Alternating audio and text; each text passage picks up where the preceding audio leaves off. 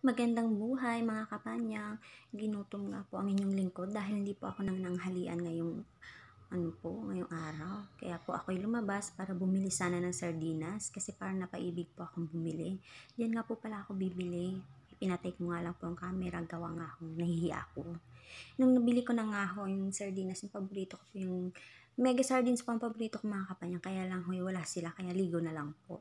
Nang ako nga po pala patawid na sa kabila, nakita ko nga po yung maliit na tindahan na to, yung nagbebenta po sila ng mga kung ano-ano yun dyan.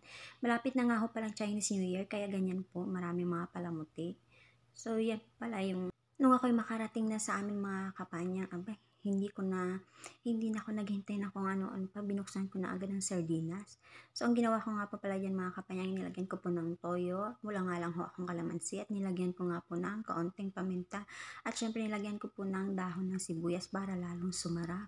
Abay mga kapanyang, taob na naman po ang kaldero nito. Tara po, kain na po tayo mga kapanyang. Nga pala, shoutout nga pala sa #1 followers ko kay Dari Trogo. Maraming salamat, Chok, sa panonood.